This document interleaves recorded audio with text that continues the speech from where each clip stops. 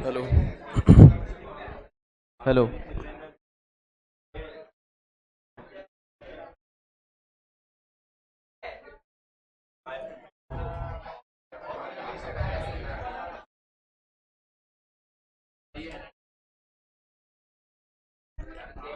अच्छा,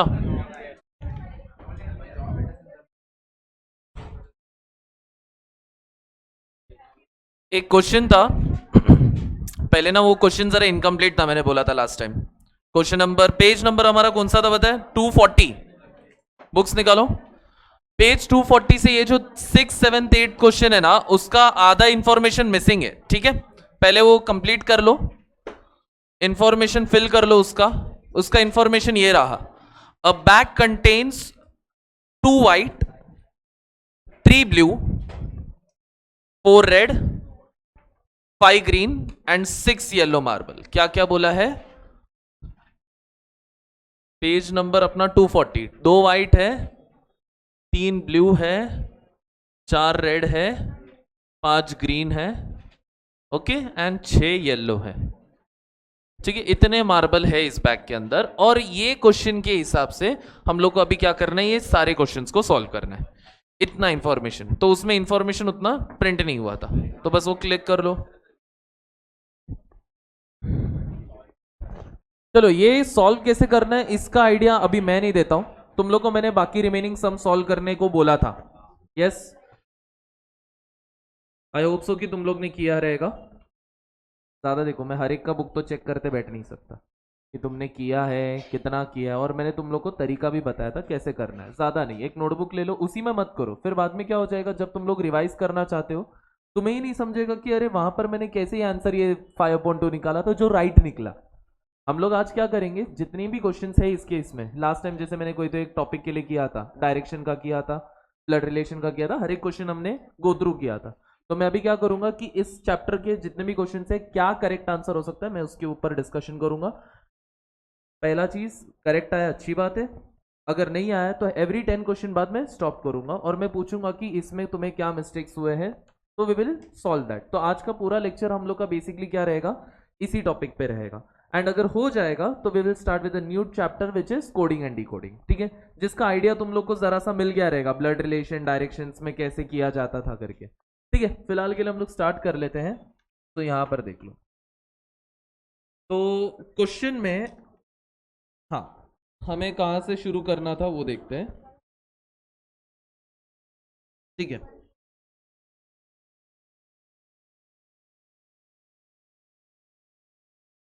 तो हम लोग फर्स्ट क्वेश्चन से स्टार्ट कर लेते हैं। पहले का आंसर है हमारा question number 1, page number 239। First का आंसर क्या आया था? Option C, 1/26।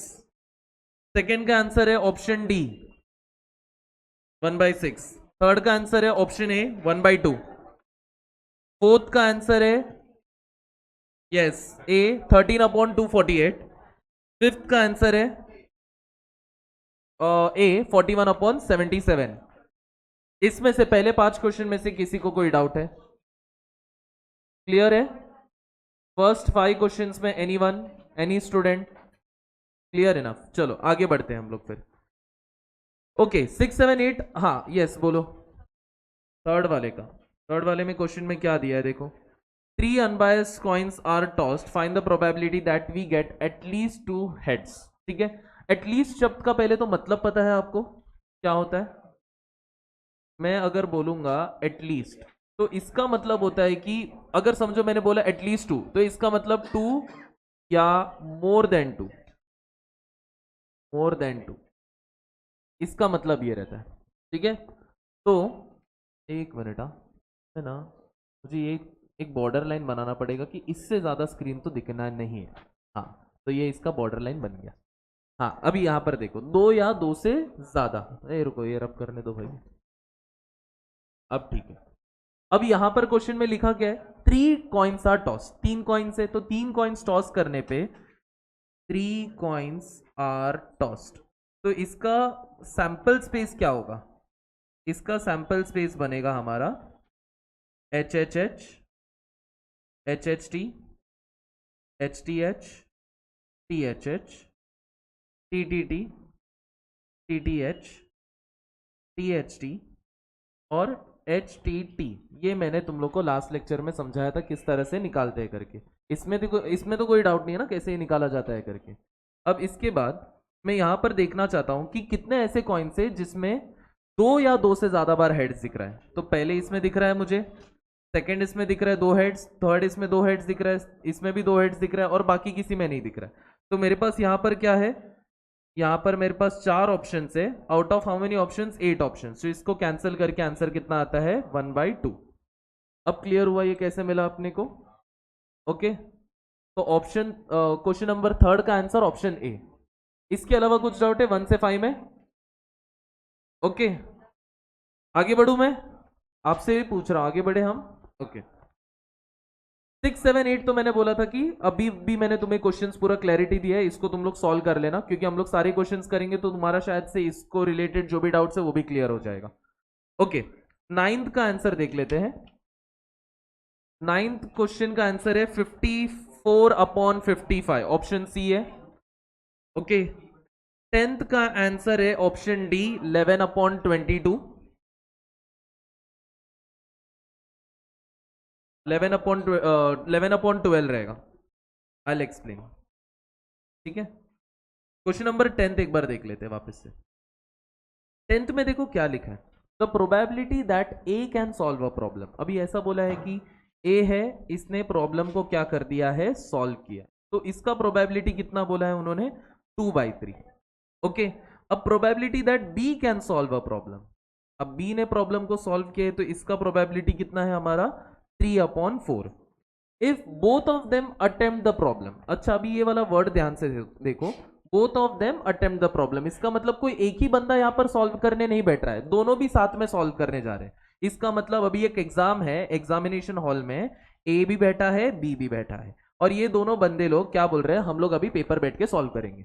अब दोनों ने अटेम्प्ट किया तो क्या क्या पॉसिबिलिटी हो सकता है? ए को आंसर करेक्ट मिलेगा, बी को आंसर गलत मिलेगा, हाँ कि ना? ए को आंसर गलत मिला, बी को आंसर सही मिला, हाँ कि ना? या तो ऐसे भी हो सकता है कि ए और बी दोनों को भी आंसर गलत मिल गया, या तो ऐसे हो सकता है कि ए को भी सही मिल गया, बी को भी सही मिल गया। अब क्वेश्चन क्या पूछना चाह रहा है उसको देखो, इन 4 पॉसिबिलिटीज में क्वेश्चन क्या पूछ रहा है। क्वेश्चन अभी पूछ रहा है कि if both of them attempt the problem then what is the probability that the problem is been solved. इसमें से 4 तुम्हारे पास ऑप्शन है, मुझे बताओ वो कौन सा सिनेरियो? फर्स्ट है, सेकंड है, थर्ड है कि फोर्थ है? मुझे ये पहले क्लैरिटी तुमसे सुनना है, शांत नहीं बैठना है। मैंने तुम लोग को एकदम सिंपल बोला कि हमारे पास 4 पॉसिबिलिटी होते हैं अगर ए और बी दोनों साथ में बैठ के। अभी समझो तुम्हारा और तुम्हारा पार्टनर दोनों ने एक प्रॉब्लम को लिया और वो सॉल्व करने बैठ गए। ऐसा हो सकता है कि इसको करेक्ट मिल गया, इसको गलत मिल गया। सेकेंड पॉसिबिलिटी ए को गलत मिलेगा, बी को सही मिलेगा। थर्ड पॉसिबिलिटी दोनों को भी गलत मिल गया एंड फोर्थ पॉसिबिलिटी दोनों को भी सही मिल गया। मुझे बताओ क्वेश्चन ने, तुम लोग ही देखो क्वेश्चन को और मुझे बताओ इसमें से क्वेश्चन क्या पूछने का कोशिश कर रहा है। Find the probability that the problem gets solved. कौन सा है पॉसिबिलिटी इसमें? कितने जन बोल रहे हैं चलो फोर्थ है, ये मुझे पहले क्लियर करना है। कितने जन कॉन्फिडेंट है कि इसका आंसर फोर्थ है? सर फोर्थ पॉसिबिलिटी के बारे में बात हो रहा है, कितने जन है?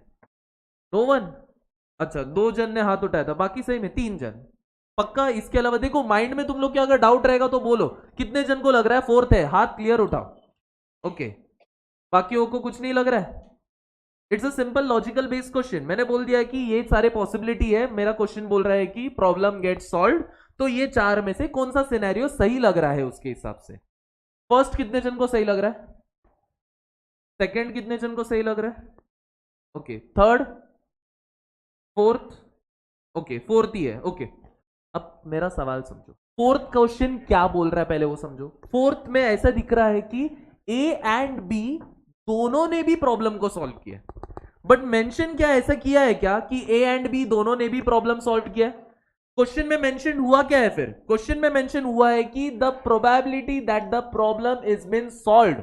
बस सॉल्व होना चाहिए, वो चाहे ए करे, वो चाहे बी करे, या वो चाहे दोनों भी करे। समझ में आया मैं क्या बोल रहा हूं? वो चाहे ए करेगा, बराबर, वो चाहे बी करेगा, या वो चाहे दोनों भी करेंगे। इसका मतलब मैं ये क्वेश्चन किसके बारे में बात हो रहा है, first second and fourth scenario साथ में बात हो रहा है। अब क्लियर हुआ यहां पर क्वेश्चन किसके बारे में बात हो रहा है। तो पहले मैं क्या करूंगा पता है क्या, मैं इसमें से ये थर्ड सिनेरियो का प्रोबेबिलिटी निकालूंगा, इसका मैं प्रोबेबिलिटी निकालूंगा कि मतलब प्रॉब्लम सॉल्व ही ना हो। ये थर्ड सिनेरियो वही बोल रहा है ना कि the problem is not solve at all. फिर हम लोग क्या करेंगे, उसका आंसर को 1 से माइनस करेंगे। 1 से माइनस करने में हमें क्या मिलेगा, रिमेनिंग टर्म्स का probability that the problems get solved. इसको देखो मैं क्या करूंगा, सबसे पहले मैं निकालने जाऊंगा probability that the problem is not solve. मैंने तुम्हें लास्ट लेक्चर में कॉन्ट्राडिक्टरी स्टेटमेंट्स के बारे में बताया रहेगा, या नहीं बताया तो मैं भी बताता हूं। क्वेश्चन जो भी पूछ रहा है ना, मैं उस चीज का उल्टा निकालूंगा, ठीक है। अब क्वेश्चन बोल रहा है मुझे भाई प्रोबेबिलिटी चाहिए कि वो प्रॉब्लम सॉल्व हो, बट मैं क्या निकालने जा रहा हूं, probability that the problem is not solve. तो इसका आंसर जो भी आएगा, तो कॉन्ट्राडिक्टरी स्टेटमेंट किया ना मैंने, बोलना चाह रहा था कि सॉल्व होना चाहिए और मैं ढूंढ रहा हूं कि सॉल्व नहीं होना चाहिए। तो अब मैं फाइनल आंसर पे कैसे अप्रोच करूंगा, जो भी मुझे इसका आंसर मिलेगा उसको मुझे 1 से माइनस करना पड़ेगा, ठीक है। सबसे पहले देखते हैं कि probability that the problem is not solve कैसे होगा। ये तभी हो सकता है ना जब ए ने भी रॉन्ग आंसर निकाला है एंड बी ने भी रॉन्ग आंसर निकाला है इसका, बराबर ना। अब मुझे बताओ ए को रॉन्ग आंसर क्या मिलने का प्रोबेबिलिटी क्या है, ए ने प्रॉब्लम सॉल्व किया, इसका प्रोबेबिलिटी 2/3 है, तो इसका रॉन्ग आंसर आने का प्रोबेबिलिटी इज 1/3। बी का रॉन्ग आंसर आने का प्रोबेबिलिटी क्या रहेगा, सही आंसर आने का प्रोबेबिलिटी 3/4 है, मतलब 4 अटेम्प्ट में 3 अटेम्प्ट करेक्ट हो गए उसके, तो गलत अटेम्प्ट होने का चांस क्या रहेगा 1/4। एंड बोला रहेगा तो मल्टीप्लाई कर लो, तो कितना हो जाएगा 1 1 जा 1, 3 4 जा 12। तो मतलब सिर्फ 12 ऐसे अटेम्प्ट रहेंगे, उसमें से सिर्फ एक ही अटेम्प्ट ऐसा है कि उन दोनों से भी प्रॉब्लम सॉल्व नहीं हुआ। तो मुझे बता how many possibilities are there कि दोनों से भी प्रॉब्लम, या तो बस प्रॉब्लम सॉल्व हो गया, दैट इज इसको 1 से माइनस करेंगे। तो अभी मैं इसको 1 से माइनस करूंगा तो मुझे मिलेगा probability that the problem is solve, problem is solve, जिसका आंसर आ जाएगा 1 माइनस 1/12 विच इज 11/12। तो इसका करेक्ट आंसर हमारा क्या होना चाहिए, डी। Clear, yes. क्या डाउट है वो पहले पूछो, क्या डाउट है। हमें ऐसे ना एकदम से क्या किया, घाई में कभी क्वेश्चन नहीं देखना चाहिए, क्या हमें सीखना है। घाई में क्यों बोल रहा हूं मैं, क्योंकि क्वेश्चन में अगर ऐसा लिखा रहता था ना, find the probability that both of them will solve the problem, तो इसका आंसर 1/2 होता था। क्यों होता था वैसे, बोथ ऑफ देम मतलब क्या हुआ, दोनों ने भी सॉल्व किया, दोनों ने भी सॉल्व किया मतलब क्या हो गया 2/3 इंटू 3/4, 2/3 इंटू 3/4 कर दो, तो ये कट हो गया, 2 1 जा 2 4 जा, तो कितना आ जाएगा 2 2 जा, तो आंसर क्या आ जाएगा 1/2। 1/2 कब आता था हमारा, अगर क्वेश्चन में लिखा रहता था if both of them will solve the problem. अच्छा क्वेश्चन में ऐसे लिखा रहता only one of them will get the correct answer, या तो if only one of them will solve the problem, दोनों अटेम्प्ट करने जा रहे हैं और दोनों में से कोई तो एक ने ही प्रॉब्लम को सॉल्व किया, तो इसका आंसर क्या आता था मुझे बताओ।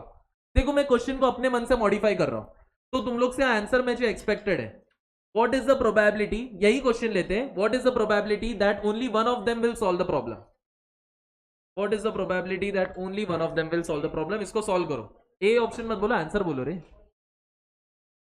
यस, केस 1 में क्या होगा, हाँ ए ने सॉल्व किया बी ने नहीं किया, मतलब मैंने क्या बोला था, कोई तो एक सॉल्व करेगा, तो एक सॉल्व करना मतलब बहुत, या तो ए करेगा या तो बी करेगा, और ए ने सॉल्व किया तो बी का गलत आना चाहिए, और बी ने सॉल्व किया तो ए का गलत आना चाहिए।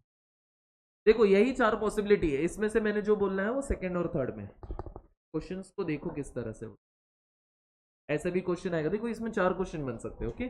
पहला क्वेश्चन बनेगा both of them will solve the problem, या तो only one of them will solve the problem, या तो both of them will not solve the problem, या तो the problem is solve. Problem is solve का मतलब इनमें से कोई भी एक सिनेरियो। तो उसको निकालने के लिए हम लोग वो वाला हिस्सा हटा देंगे जिसमें प्रॉब्लम हमारा सॉल्व ही नहीं हो रहा है, क्योंकि जो सॉल्व नहीं हो रहा है उसको हटा देंगे, तो remaining is the probability the problem is been solve. Okay, clear enough. किसी को कोई डाउट है इसमें मुझे पूछना है, पक्का। आगे बढ़ सकते हैं हम लोग, चलो। हाँ, अभी कौन सा वाला क्वेश्चन का जो मैंने अभी मॉडिफाई किया ना, any one of them will solve the problem, तो इसका मतलब है कि ए ने सॉल्व किया, बी ने सॉल्व नहीं किया, फिर या तो बी ने सॉल्व किया और ए ने सॉल्व नहीं किया, बराबर। ऐसा सिनेरियो, ए ने सॉल्व किया, उसका प्रोबेबिलिटी क्या था हमारा, दैट इज 2/3। बी सॉल्व नहीं करेगा, उसका प्रोबेबिलिटी 1/4।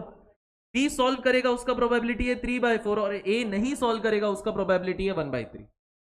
फिर ये भी हो सकता है या तो ये भी हो सकता है, मतलब ये दोनों आंसर को मैं ऐड करूंगा, तो ये कितना हो जाएगा, 2 1 2 2 विच इज 1/3 2 6, 3 3 कैंसिल हो गया, और ये 1/4 क्रॉस मल्टीप्लाई करो, 4 + 6 1 6, 6 4 24, इज 10/24, और एल्स 5/12, तो इसका आंसर 5/12 हो जाएगा। ये क्वेश्चन कब 5/12 आंसर देगा, जब मैंने बोला क्या क्वेश्चन का आंसर है, क्वेश्चन क्या था बोला मैंने, only one of them will solve the problem. Okay, चलो 11th का आंसर निकालता हूं मैं। ओके, क्वेश्चन 11 का आंसर है हमारा, क्या है रे 11th क्वेश्चन, हाँ 11th क्वेश्चन का आंसर है डी, 1/3। ओके, 12th का आंसर है, 12th का आंसर है 1/63, ऑप्शन डी। 13th का आंसर है ऑप्शन बी, 2:61। कितने जन को 2:63 मिला है, काफी जन है। अब मैं तुम लोग को बताता हूँ तुम लोग ने क्या गलती किया रहेगा, मैं बस गलती एड्रेस करता हूँ, 2:63 क्यों मिला रहेगा और एक्चुअल आंसर 2:61 क्यों है, बिकॉज तुम लोग का फाइनल आंसर 2/63 आया था, यस, और तुमने उसी को रेशियो में कन्वर्ट किया इस तरह से 2:63 करके। बट यहां पर क्वेश्चन में पूछा क्या है, what is the odd in favour ना, what are the odd in favor। अब मुझे बताओ 2/63 का मतलब क्या हुआ। ओके, 2/63 का मतलब ये हुआ कि मतलब दोनों भी क्या था, दोनों को भी किसमें, हार्वर्ड में एडमिशन मिल रहा है, मतलब out of the 63 possibilities, 2 possibility ऐसे थे कि उसको मिल रहा है, yes that is the condition. अब मैंने बोला क्या है, out of 63 different possibilities 2 possibilities ऐसा है उसमें कि उनको एडमिशन मिल रहा है। ओके, ये वो कंडीशन है। अब मुझे बताओ 63 में से 2 पॉसिबिलिटी है जिसमें एडमिशन मिल रहा है, तो कितने ऐसे पॉसिबिलिटी है जिसमें एडमिशन नहीं मिल रहा है, बताओ। 61 हो गए ना, तो जिसमें एडमिशन नहीं मिलेगा, एडमिशन नहीं मिलेगा, वो कितने हैं, 61 है। अब ऑड्स इन फेवर और ऑड्स इन अगेंस्ट क्या कहता है, ऑड्स इन फेवर बोलता है कि एक हमारा रेशियो रहता है, पहला रेशियो होने का, दूसरा रेशियो नहीं होने का।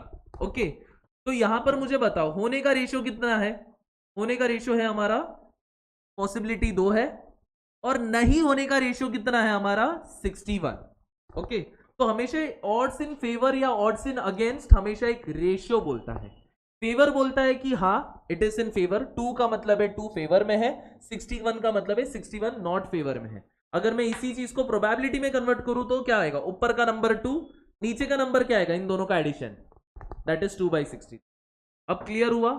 यहां पर अगर यही सवाल में प्रोबेबिलिटी पूछा रहता था ना, तो आंसर 2/63 होता था।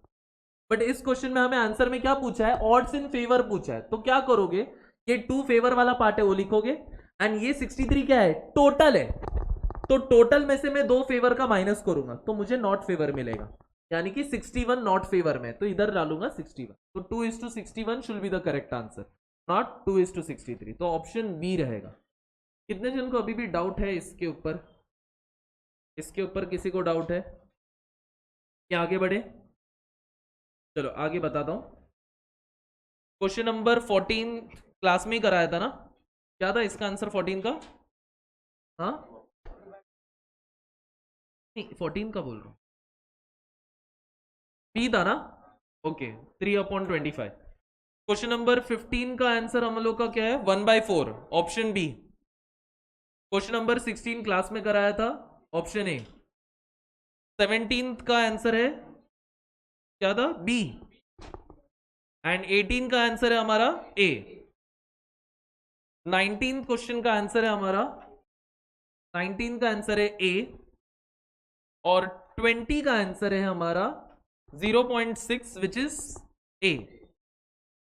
20 क्वेश्चन अलग देख लिए। किसी को 1 से 20 में कुछ डाउट है? यस। 15th में क्या बोला है भाई? 15th में लिखा है कि there are 4 non identical fair coins which are tossed. 4 coin से जिसको टॉस किया गया है, what is the probability there will be exactly 3 heads. तो तू क्या कर, पहले तो 4 कॉइन को टॉस करने के लिए क्या क्या पॉसिबिलिटीज बन सकते हैं वो निकाल।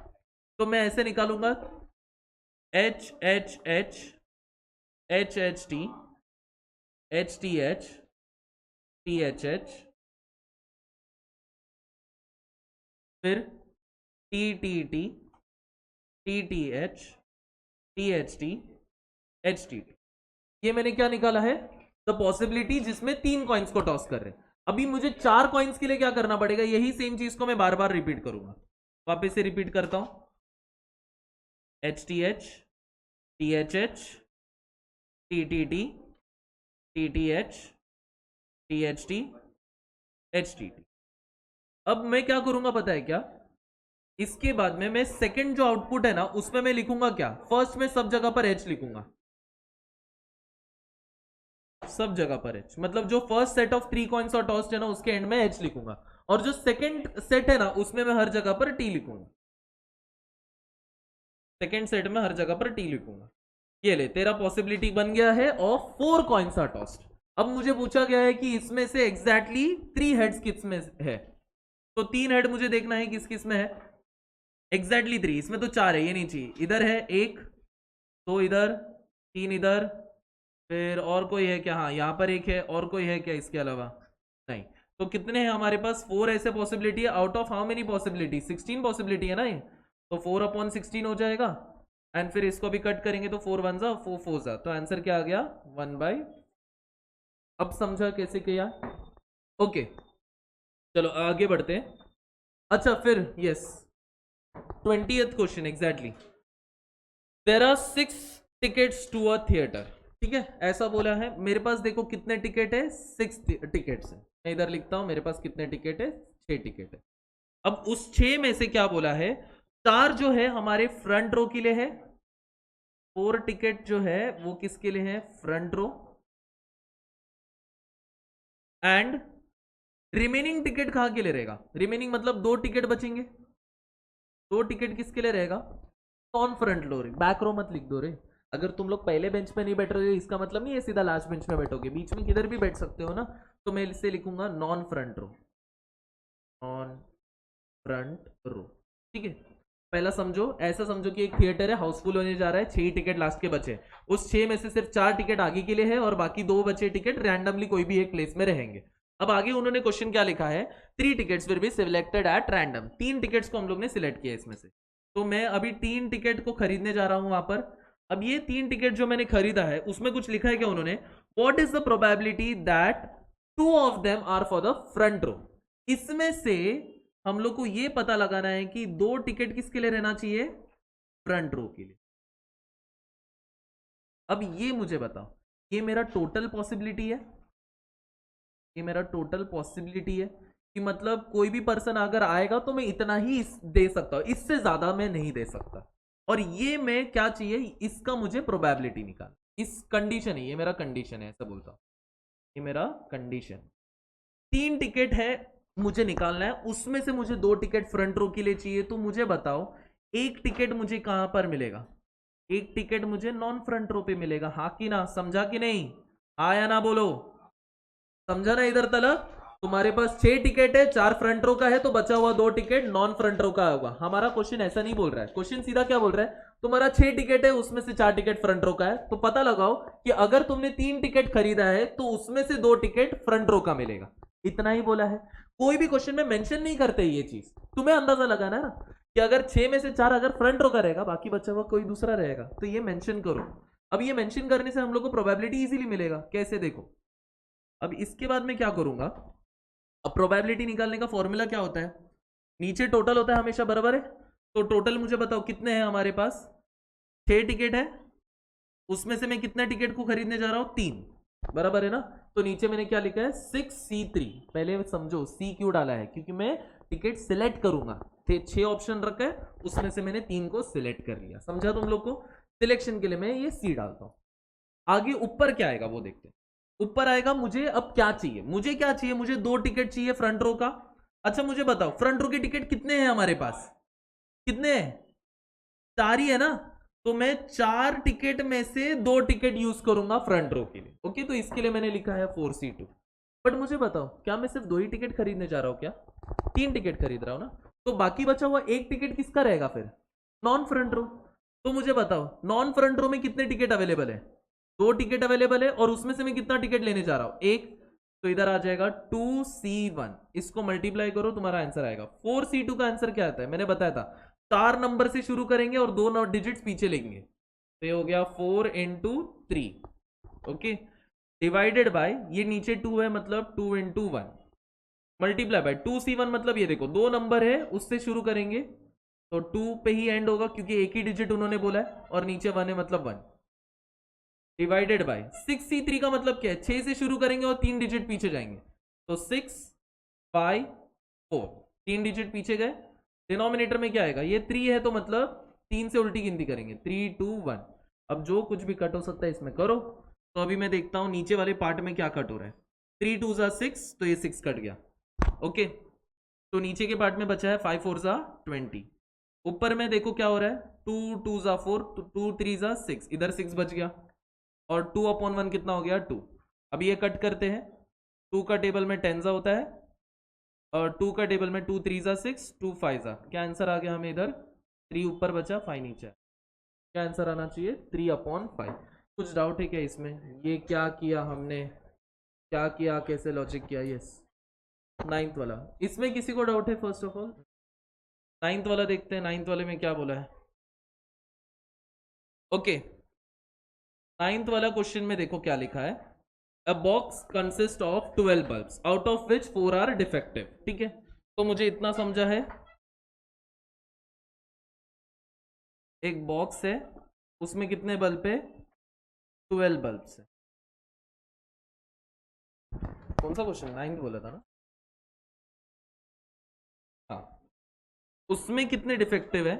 अच्छा मुझे बताओ ये 12 बल्ब में कितने डिफेक्टिव है और कितने अच्छे, 4 डिफेक्टिव है, 4 डिफेक्टिव है, तो बचे हुए कितने रहेंगे, 8 नॉन डिफेक्टिव, 8 हो गए नॉन डिफेक्टिव। अच्छा तो उसमें से क्या बोला है, 3 बल्ब्स को सिलेक्ट कर रहे हैं हम लोग, कितने बल्ब्स को सिलेक्ट कर रहे हैं, 3 bulbs. Okay 3 bulbs are selected at random and inserted into 3 sockets of a room. Okay 3 bulbs को सिलेक्ट कर रहे हैं, तो ये 3 बल्ब में, ओके 3 बल्ब सिलेक्ट कर रहा हूं मैं, क्या लिखता हूं। सबसे पहले मुझे बताओ क्वेश्चन क्या पूछ रहा है, क्वेश्चन पूछ रहा है कि find the probability that the room is lit. अब ये क्वेश्चन है ना, मैं बोलूं तुम लोग को एक चीज, ये क्वेश्चन हमारा सिमिलर है टू दिस वन, अपना वो ए और बी हम लोग एक प्रॉब्लम सॉल्व कर रहे थे। ओके तो वैसे ही क्वेश्चन मैं समझाता हूं ये कैसे इससे रिलेट हो रहा है। अब मुझे बताओ एक रूम को लिट करना है, लिट यानी कि उजाला करना है, तो उजाला करने के लिए तुम्हें कितने बल्ब की जरूरत पड़ेगी, 3 बल्ब जरूरी है कि 3 ही बल्ब लगेगा ताकि तभी रूम उजाला होगा, 2 बल्ब में भी हो सकता है, अरे इनफैक्ट 1 बल्ब में भी रूम लेट हो सकता है। रूम कब लेट नहीं होगा वो बताओ, जब तीनों बल्ब खराब निकले तो, बराबर ना। तो मतलब तुम लोग यहां पर कैसे कर सकते हो, बल्ब 1 बल्ब 2 बल्ब 3, ये 3 बल्ब तुम लोग यूज करोगे। पता है 3 बल्ब कहां से निकालने वालों, ये 3 बल्ब तुम लोग कहां से निकालोगे, बताओ तुम लोग बताओ मुझे, ये 3 बल्ब कहां से निकालोगे। सिर्फ जरूरी नहीं कि 4 डिफेक्टिव, तुम लोग 12 बल्ब का एक बॉक्स था जिसमें 12 बल्ब है ना, उस 12 बल्ब में से तुम लोग अभी कितने निकालने जा रहे हो, 3 बल्ब। तो मेरे पास यहां पर डिनोमिनेटर में डालने के लिए टोटल पॉसिबिलिटी क्या है, 12 बल्ब निकालने जाऊंगा कितने में से, 3 में से। तो ये 12C3 कहां से है वो समझा पहले तो। अब देखो 12 में से जो 3 बल्ब सिलेक्ट करेंगे तो क्या क्या निकल सकता है, या तो तीनों अच्छे निकले, बराबर है, एक अच्छा निकला, 2 अच्छे नहीं निकले, फिर क्या हो सकता है, 2 अच्छा निकला, 1 अच्छा नहीं रहेगा, या तो क्या हो सकता है तीनों भी खराब निकले। यही 4 पॉसिबिलिटी है ना, कि इसके अलावा कोई और पॉसिबिलिटी बन सकता है, तीनों अच्छे, तीनों खराब, 1 अच्छा या 2 अच्छा। मुझे बताओ इसमें से, ये सब सिनेरियो में से रूम कब कब लिट रहेगा यानी उजाला रहेगा, फर्स्ट सिनेरियो में लिट रहेगा, सेकंड सिनेरियो में भी लिट रहेगा, थर्ड इसमें भी लिट रहेगा। क्योंकि लिट होना मतलब क्या है, रूम में उजाला आना। मैं अगर एक भी बल्ब यहां से चालू रखूंगा तो भी रूम में हम लोग का क्या दिखेगा, रोशनी दिखेगा, यानी लाइट रहेगा अपना। बस ये वाले सिनेरियो में हमारा रूम में रोशनी नहीं रहेगा। पहले तो इतना क्लियर हुआ। तो अब मुझे क्या करना है पता है क्या, एकदम सिमिलर वाला सा एक ही ऐसा सिनेरियो है जिसमें हम लोग का रूम लिट नहीं होगा। तो मैं अब क्या करूंगा, कॉन्ट्राडिक्ट स्टेटमेंट करूंगा इसका। मैं अभी प्रोबेबिलिटी निकालूंगा किसका, the probability where the room is not lit, and वो निकालने के बाद मैं उसको 1 से माइनस कर दूंगा तो तुम्हारा आंसर आ जाएगा। तो मैं इसमें अभी क्या करूंगा, probability that the room is not lit, not lit मतलब कब होगा, प्रोबेबिलिटी निकालने जा रहे हैं of room is not lit. ये कब करेंगे हम लोग, जब मैं 12 में से जो 3 बल्ब सिलेक्ट करूंगा, उस 12 में से जो 3 बल्ब सिलेक्ट कर रहा हूं वो सारे के सारे बल्ब क्या निकलने चाहिए, डिफेक्टिव। और डिफेक्टिव बल्ब कितने हमारे पास, 4। तो वही 4 में से मैं 3 बल्ब निकालूंगा। अब समझा कि 4C3 क्यों डाला ऊपर। अभी इसका आंसर निकालो, 4C3 मतलब 4 3 2 नीचे 3 2 1। इसका टेक्निक भी है, मैं अभी उतना डिटेल में नहीं जा रहा हूँ। एक बार हो जाएगा ना हम लोग का तो फिर मैं तुम लोग को इसका शॉर्टकट्स बहुत डिटेल में बताऊंगा। 12C3 का मतलब क्या हो जाएगा, 12 11 10 और नीचे आ जाएगा हमारा 3 2 1। अब क्या करो, नीचे का 3 2 1 इधर का और इधर का कैंसिल हो गया, इधर क्या बचा 4 3 2 12 11 10। 4 3 सा 12 होता है और ये 12 कैंसिल, 2 1 सा 2 5 सा, क्या क्या बचा, ऊपर कुछ नहीं बचा मतलब 1, नीचे क्या बचा 11 5 सा 55। तो 55 अलग अलग कॉम्बिनेशंस पकड़ लो या 55 अलग अलग पॉसिबिलिटीज है। उन 55 में से सिर्फ एक ही ऐसा पॉसिबिलिटी है जिसमें हमारा रूम लिट नहीं रहेगा। तो मुझे बताओ what is the remaining possibility की रूम लिट रहेगा। Probability that room is lit क्या होगा, इसको 1 से माइनस करेंगे हम लोग। तो 1 से माइनस करना मतलब 1 माइनस 1 बाई 55 होगा, which is how much 54 upon 55। अब किसी को डाउट है इस क्वेश्चन में, पक्का क्लियर हुआ। चलो आगे बढ़े फिर हम लोग 19th, चलो 19 भी देख लेते हैं फिर। 19 वाला क्वेश्चन क्या था हमारा,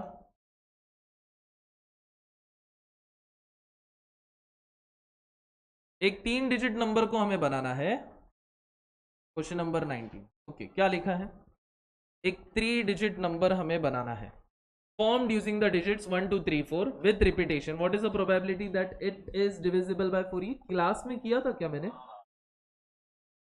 अच्छा थैंक यू ये अच्छे से बताने की। हमें क्या बोला है पहले वो समझो, एक 3 digit number banana, 3 digit number which is divisible by 4 using the number 1 2 3 4। अब पहला चीज मैं एक क्वेश्चन करता हूं, क्वेश्चन है when does a number get divisible by 4, ये सवाल का आंसर लिखना। क्योंकि तुम लोग को बोला है कि भाई एक 3 डिजिट नंबर जो कि 4 से डिवाइड होता है और वो 3 डिजिट नंबर इन नंबरों से बन रहा है हमारा। तो मेरा सवाल यही आएगा कि जब कभी एक नंबर 4 से डिवाइड कब होता है, जब इसके लास्ट, बताया था क्या बोला मैंने, लास्ट टू डिजिट्स हमारा 4 का मल्टीपल हो, लास्ट 2 डिजिट्स हमारे 4 का मल्टीपल यानी 4 का टेबल में आ सके। अब मुझे बताओ, हम लोग पहले तो वो पॉसिबिलिटी निकालते हैं कि लास्ट 2 डिजिट्स का ऐसे क्या क्या कॉम्बिनेशन बनाएंगे जिसकी वजह से वो 4 के टेबल में आ सकता है। तो पहले तो मैं एक सारा कॉम्बिनेशन बनाते बैठूंगा। चलो 1 2 3 4 से मैं एक 2 डिजिट का सारे कॉम्बिनेशन बनाऊंगा, 2 डिजिट के कॉम्बिनेशन। तो क्या क्या बनेंगे, 1, अच्छा रिपीट हो रहा है कि यहाँ पर नंबर विथ रिपीटेशन बोला है ना, तो मतलब लेटर रिपीट हो सकता है, यानी कि 1 1 बन सकता है, 1 2 1 3 1 4। फिर क्या आएगा हमारा 2 1 2 2 2 3 एंड 2 4। फिर आएगा 3 1 3 2 3 3 एंड 3 4। फिर आएगा हमारा 4 1 4 2 4 3 एंड 4।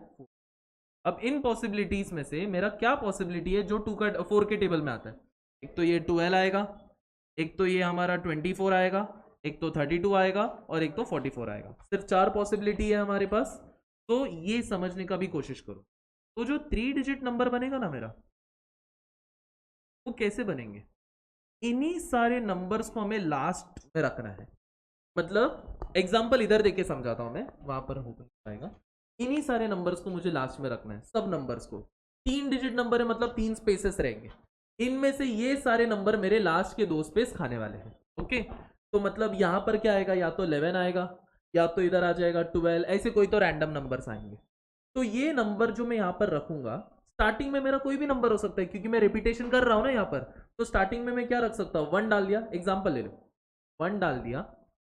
और मैं यहां पर नंबर क्या क्या रख सकता हूँ, 12 रख सकता हूँ 1 डाल के, 24 रख सकता हूँ 1 डाल के, 32 रख सकता हूँ 1 डाल के, 44 रख सकता हूँ।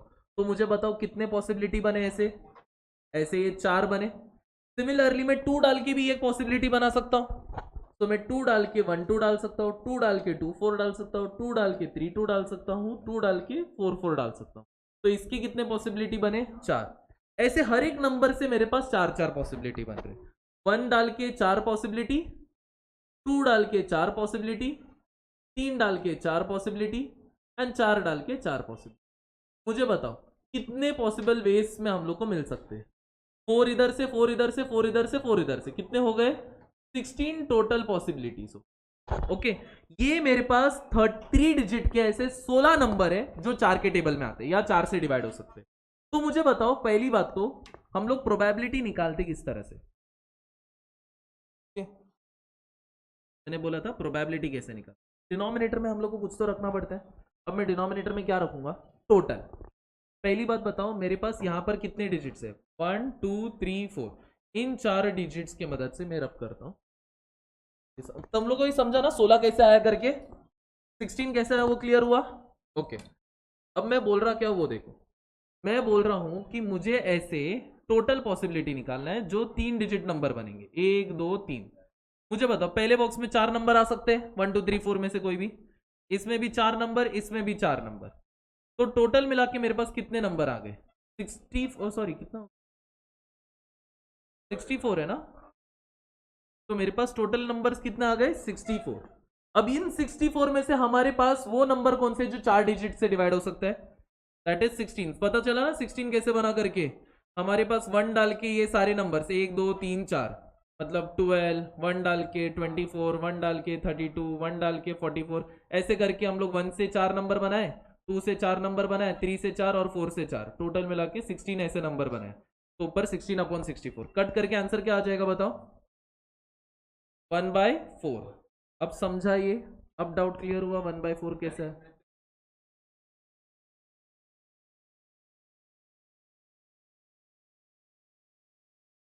क्यों तूने 4 से डिवाइड किया, उसका लॉजिक बता। Okay, but why you are dividing by 4? तू रूल बोल रहा है बट लॉजिकली क्यों है? अब मान के चल फॉर एग्जाम्पल यहाँ पर 4 अलग अलग नंबर थे, तो इससे मैंने जितने भी कॉम्बिनेशन बनाए थे वो इतने सारे कॉम्बिनेशन निकलते कि लास्ट में मेरा 2 डिजिट नंबर बने। अब इनमें से मेरे पास सिर्फ 4 ऐसे नंबर होते हैं जो कि 4 से डिवाइड हो सकते हैं। Suppose there were 5 numbers, then गलती से 5 नंबर निकलता तो क्या करता? वैसा लॉजिक बनता है। 64 कैसा है, सिंपल। आपका फर्स्ट देखो, 3 डिजिट नंबर में 100 प्लेस, 10 प्लेस और 1 प्लेस। अब 100 प्लेस में मेरे पास नंबर 1 2 3 या 4 में से कोई भी एक आ सकता है, 10 प्लेस में 1 2 3 4 में से कोई भी एक आ सकता है, और यूनिट्स प्लेस में भी 4 डिजिट्स आ सकते हैं। 4 इधर, 4 इधर, 4 इधर, तो टोटल मल्टीप्लाई करके कितना हो जाएगा, 64। ओके, 16 कैसे आया, 16 क्यों आया? क्योंकि मैंने बताया लास्ट का 2 डिजिट्स हमारा 4 का टेबल में आता है, तो वो समझ जाना कोई भी नंबर होने दो 4 से डिवाइड होगा। हमने बस लास्ट का 2 डिजिट नंबर का कॉम्बिनेशन बनाया, उसमें से मैंने देखा कि सिर्फ 4 ऐसे नंबर निकल के आते हैं विच आर डिविजिबल बाय 4। तो अगर मेरे 4 नंबर है, उसके आगे अगर मैंने 1 डाल दिया तो 3 डिजिट नंबर बन गया। तो ऐसे मेरे पास इसके लिए 4 डिजिट्स, 4 नंबर्स इसके लिए, 2 डाल दिया तो उसके लिए और 4, 3 डालने पे और 4, एंड 4 डालने पे और 4। जरा सा कॉम्प्लिकेटेड होता था।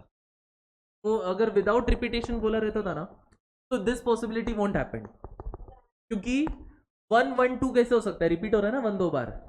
तो विदाउट रिपीटेशन बोला रहता तो मुझे सारे पॉसिबिलिटी बनाने पड़ते थे। क्वेश्चन और कॉम्प्लिकेटेड हो जाता था।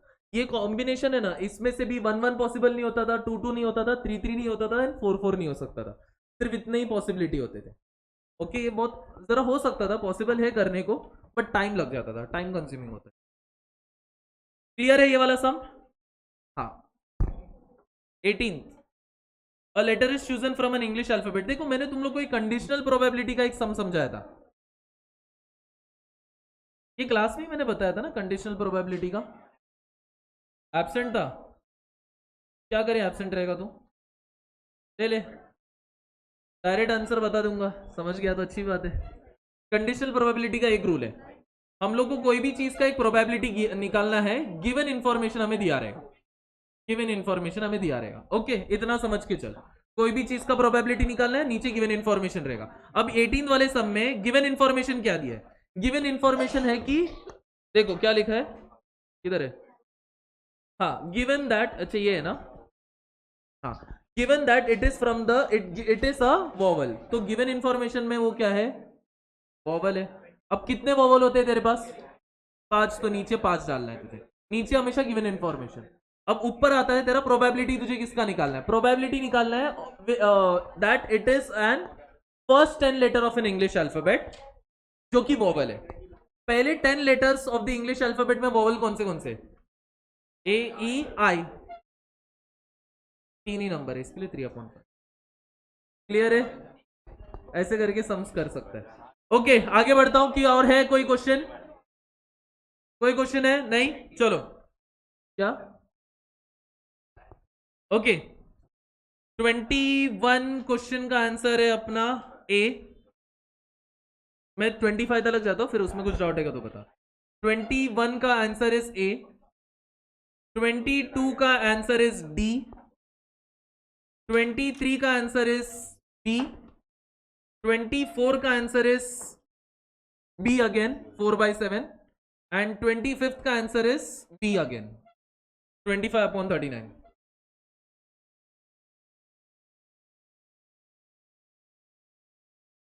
तो लॉजिक मैंने बताया था, मैंने क्या बताया था? नहीं, इनकम्प्लीट का है। ओके, मुझे एक पूछना है, 23rd सम का आंसर पता है बट उसके पीछे का लॉजिक नहीं पता, ऐसे कितने जन है?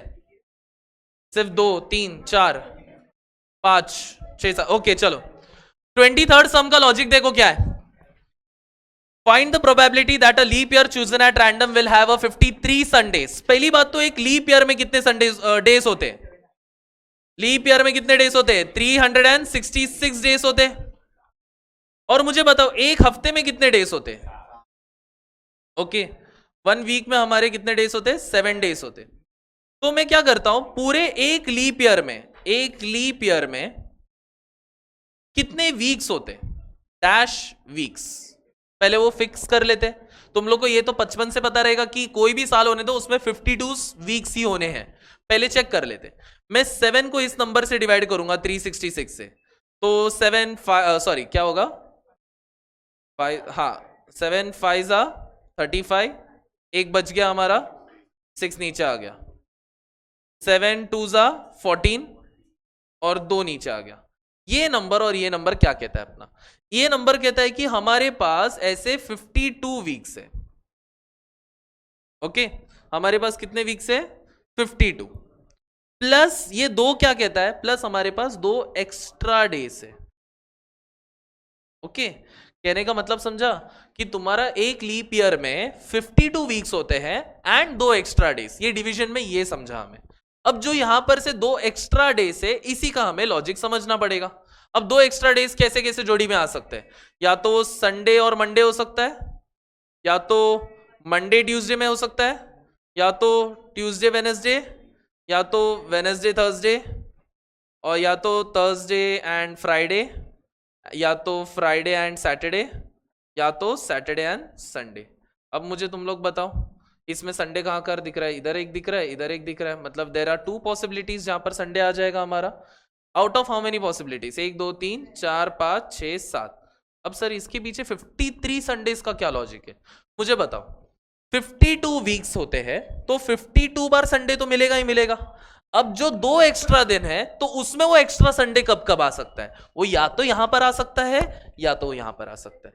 तो उस तरह से हमारे 53 संडेस हो जाएंगे, क्योंकि 52 तो फिक्स है आना, वो 53rd वो इधर बन सकता है, और इधर के ये सारे पॉसिबिलिटीज है। ये टोटल मेरे 7 पॉसिबिलिटीज है, उसमें से मेरे पास 2 बार संडे आ सकता है, इसके लिए 2/7 करेक्ट आंसर है। अब यही क्वेश्चन अगर ना ऑर्डिनरी ईयर को पूछते तो क्या आंसर आता था, ऑर्डिनरी ईयर, तो इट विल बी 1/7, क्योंकि ऑर्डिनरी ईयर में 365 डेज होंगे, डिवाइड करेंगे तो मुझे 52 वीक्स प्लस 1 एक्स्ट्रा डे मिलेगा, और वो 1 एक्स्ट्रा डे क्या हो सकता है, Sunday, Monday, Tuesday, Wednesday, Thursday, Friday, Saturday, 7 दिन, उसमें से संडे एक ही बार दिख रहा है, तो 1/7। Got it? कैसे? ओके हाँ, कौन सा समय बोलते जाओ? यस 22 ओके, एक 22 भी कर लेते हैं।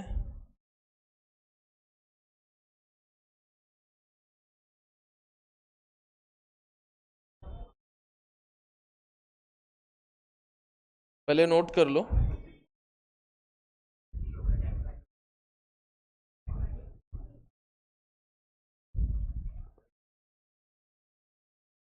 ओके क्या बोला था आपने?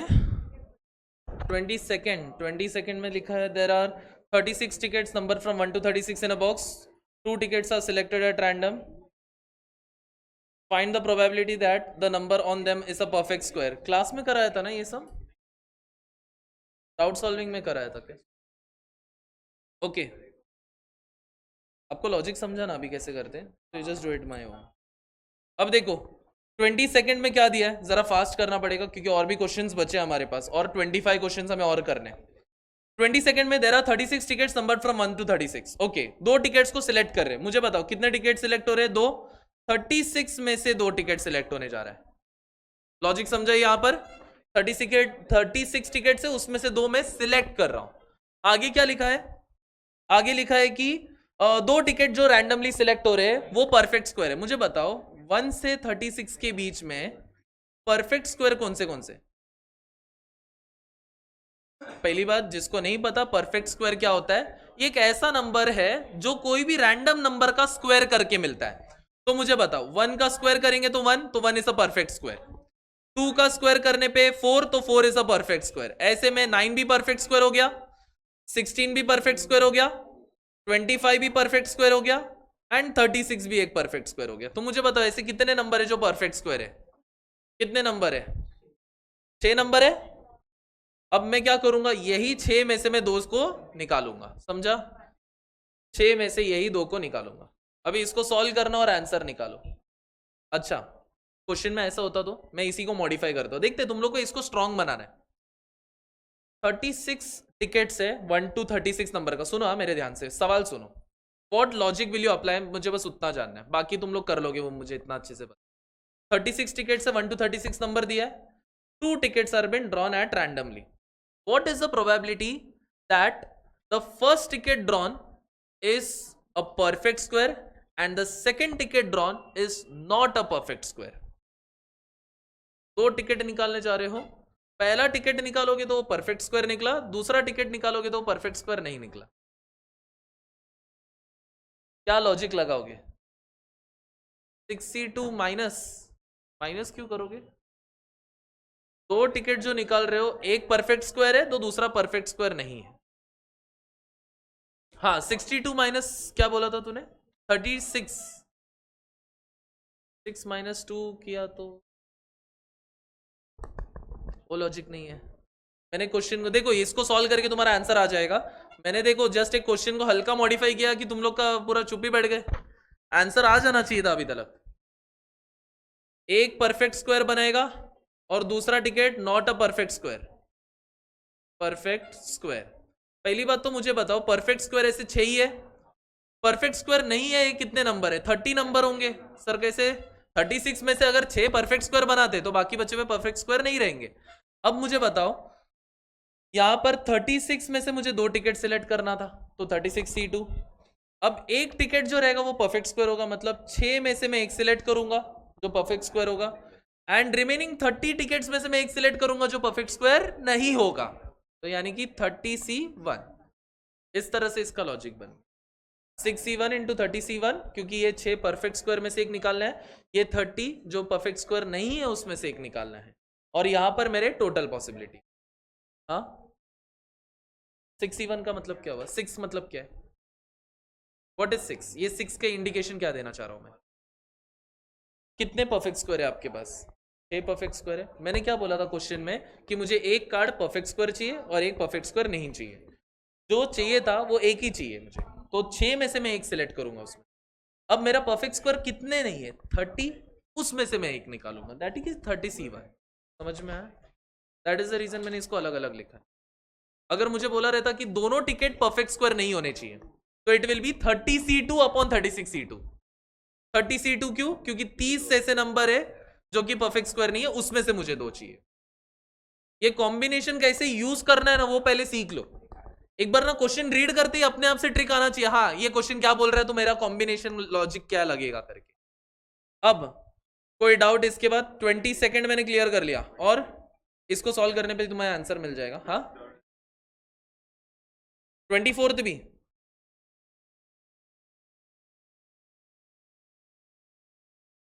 24th वाले में क्या बोला है, अरे लॉजिक वही है, a person has 3 children with at least 1 boy, तीन है उसके पास बच्चे, जिसमें से एटलीस्ट एक क्या है, हमारा लड़का है।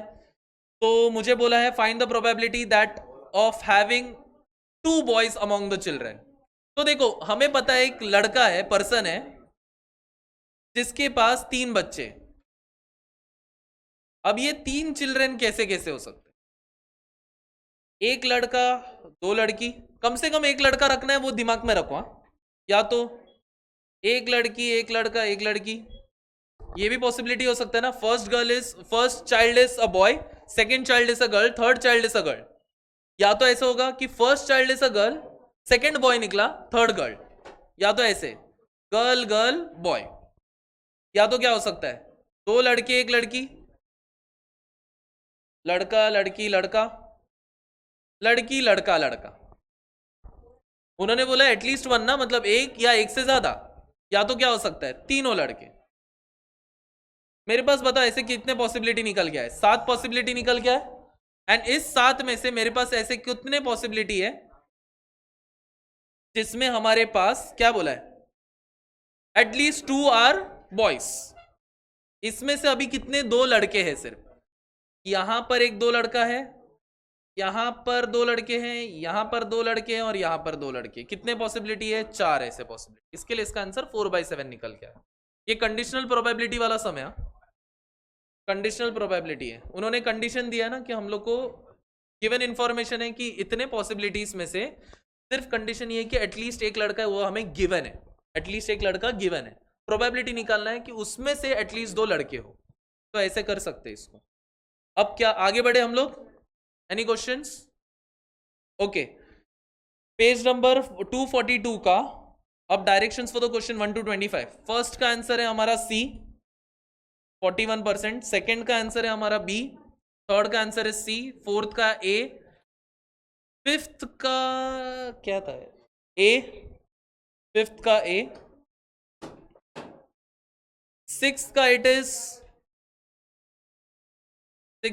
इज बी 2/3, सेवेंथ का है हमारा क्या है, बी 3/8, एट्थ क्वेश्चन का आंसर है ए 1/26, एंड नाइन्थ का आंसर है हमारा, अरे नाइन्थ का आंसर 4/5 बी, और टेंथ का आंसर है हमारा 7/20। हाँ ऑप्शन ए, सेवेंथ का आंसर है ऑप्शन ए। 1 2 3 4 5 का आंसर बोलूं कि क्या? ओके आंसर ना, फर्स्ट का आंसर है सी, सेकंड का बी, थर्ड का सी, फोर्थ का ए, फिफ्थ का इट इज ए। बोलो 1 से 10 तक का मैंने क्वेश्चंस बोल दिया, नाउ इट्स योर टर्न। हाँ 1 से 10 सारे, अरे बाप रे इतना मत करो रे। हाँ वैसे करना पड़ेगा अभी। ओके क्या है, सिक्स, पहले एक एक करके जाते हैं। सिक्स्थ क्वेश्चन में देखो क्या लिखा है, when a die is thrown find the probability that that of getting a factor 12. ओके, 12 का फैक्टर मुझे पहले बताओ क्या क्या होता है. फैक्टर ऑफ 12 बोला ना, 12 के फैक्टर्स क्या क्या होते हैं. ऐसा नंबर जो कि मैं 12 को उससे डिवाइड कर सकता हूं छोटा करने के लिए. 2 हो सकता है, 3 हो सकता है, 4 हो सकता है, 6 हो सकता है, और खुद 12 भी तो हो सकता है ना. एक डा इसी है ना. एक मिनट. हाँ हाँ हाँ, तो 12 नहीं डालूंगा ना मैं. इसमें से हमारा 2, 3, 4 और 6 4 नंबर हो गए आउट ऑफ 1, 2, 3, 4. एक नंबर मिस कर लिया मैंने. 1 भी तो मिस किया. डालना है.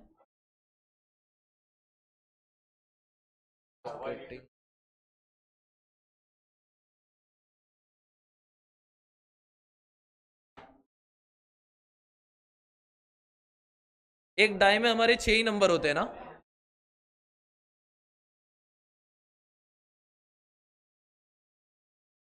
इसका आंसर करेक्शन करो, ऑप्शन सी रहेगा 5/6.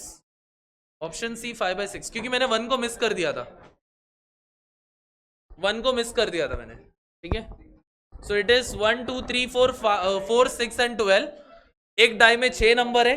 इन 6 में से 12 का फैक्टर कौन कौन है? 1, 2, 3, 4 एंड 6. तो इसमें से सी आया था ना. उसका करेक्शन कर दो. 6 का आंसर सी है. ओके, 9th क्या 12 क्यों नहीं आया? क्योंकि तेरे एक डाई में व्हेन अ डाइस, एक ही डाई है, एक डाई को फेंकने के बाद तेरा नंबर 12 आता है. उसमें तेरा नंबर मैक्सिमम 6 तक ही जा सकता है. इसमें ऐसे कौन से नंबर है जो 6 तक हो सकते हैं? 1, 2, 3, 4 एंड 6, यही नंबर्स यूज करेंगे हम लोग. तो 6 में से मैंने सिर्फ 5 नंबर यूज किया. हाँ, बायस्ड है. ओके, 9th वाला देखो.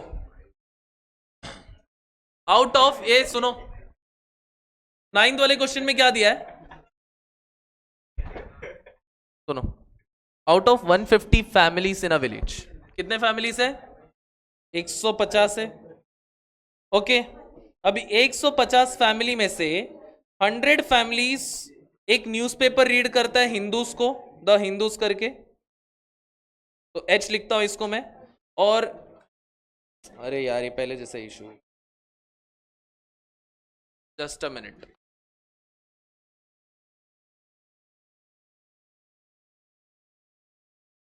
सीधा मिनिमाइज ही हो गया. थिंक है.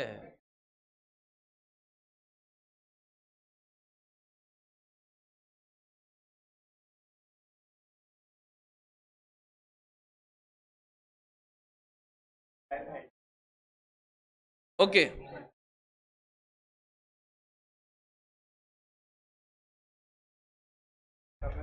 हाँ देखो, 100 फैमिलीज हिंदूस रीड करते, सुनो रे.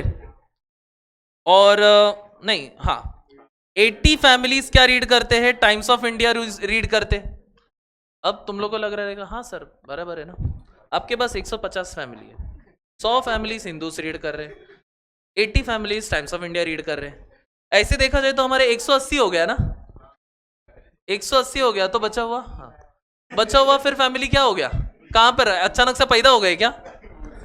देखो, अगर मैं इसका टोटल करता हूं तो हम लोग के पास 180 होता है. इसका मतलब कुछ ऐसे फैमिलीज रहेंगे जो दोनों भी रीड करते रहेंगे. लॉजिक समझो. मतलब ऐसे फैमिली जो हिंदूज भी रीड करता है, टाइम्स ऑफ इंडिया भी रीड करता है, तो वो दोनों कैटेगरी में फॉल होते. तो इसकी वजह से मैं अभी क्या करूंगा पता है? पहले तो मैं ऐसे देखूंगा कि families which only read Hindu, families reading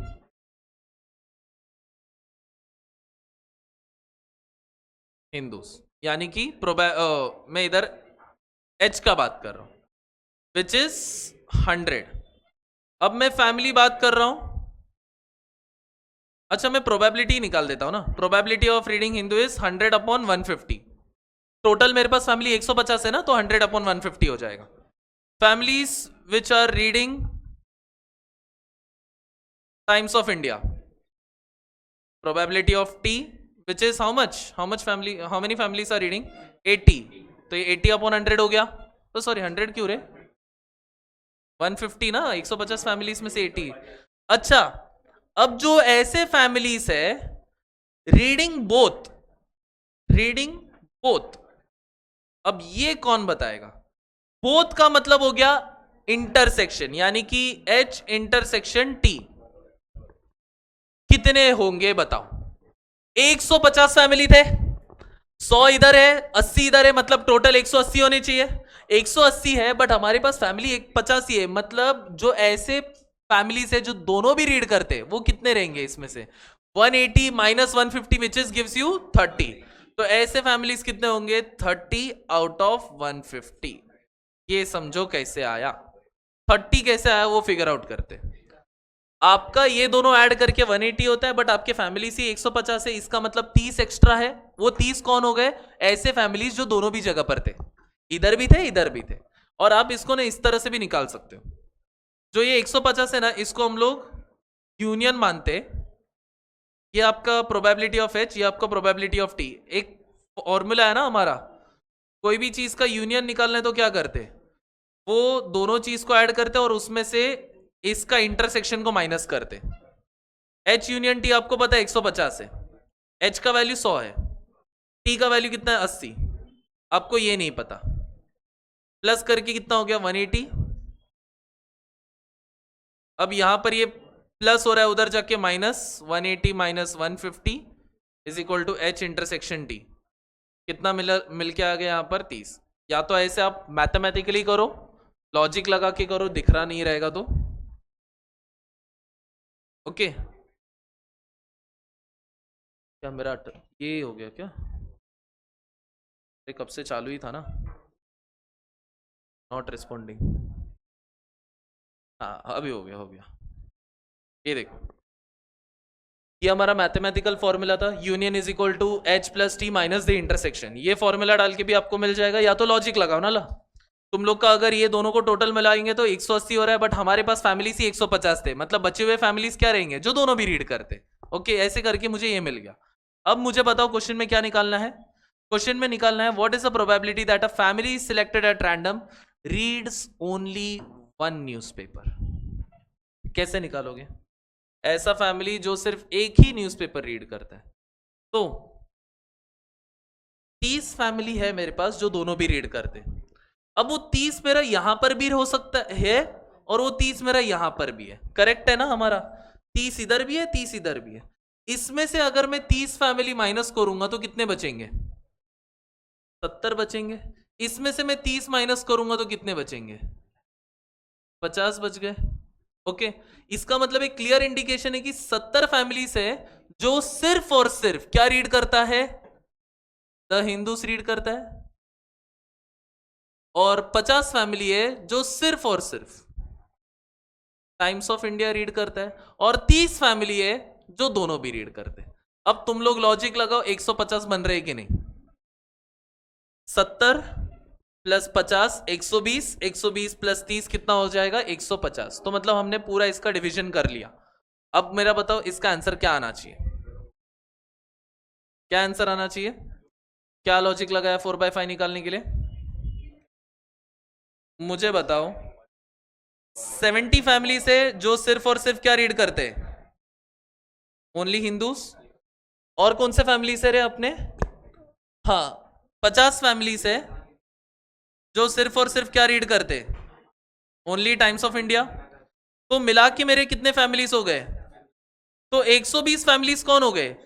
जो ओनली वन न्यूज़पेपर रीड करते हैं। तो यहां पर मुझे बताओ प्रोबेबिलिटी क्या आएगा? 120 अपॉन 150। अब ये समझो कैसे आया। किसी को डाउट है, किसी को सवाल है? सर ये आपने 70 और 50 क्यों ऐड किया, ये समझा क्या?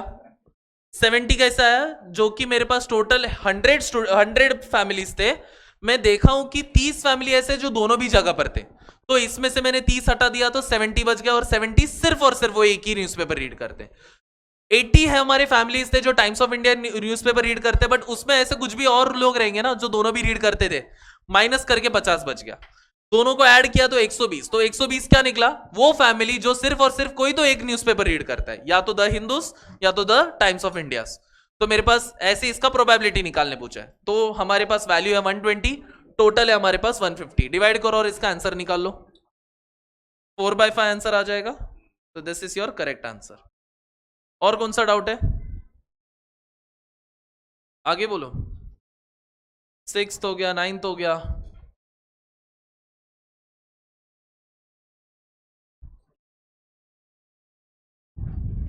आगे बढ़े फिर, ठीक है।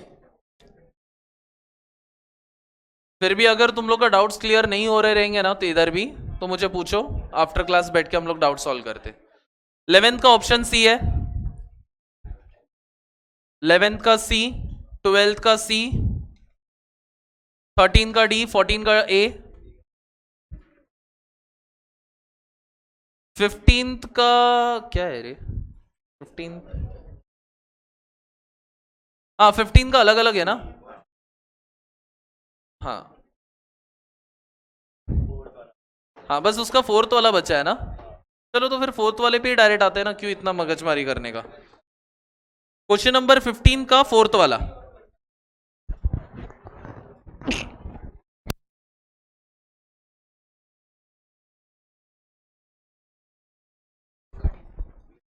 क्वेश्चन नंबर 15 का 4th वाला देखो क्या लिखा है। A wins given B does not win. मैंने ये पूरा कराया था, सिर्फ ये 4th वाला एक बचा था। इस पार्ट को करने के लिए क्या करेंगे हम लोग, लॉजिक क्या लगाएंगे पहले वो सोचते।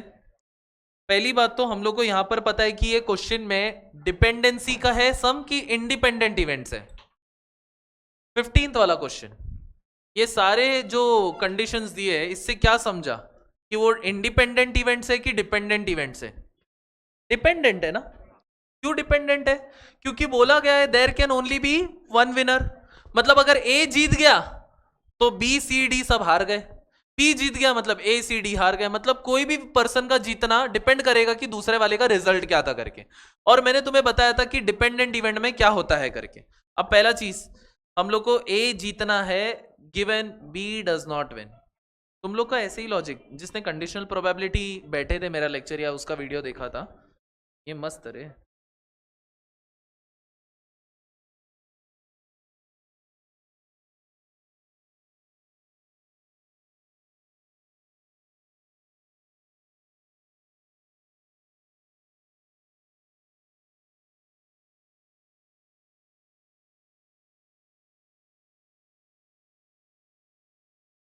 अच्छा, इधर ही फिलहाल के लिए कर लेता हूं। बताओ क्या इसका हो सकता है। ओके, ये कर लेते हैं। जब हमने इसको किया था, मैंने तुम्हें बताया था कि कंडीशनल प्रोबेबिलिटी को करने का एक तरीका होता है।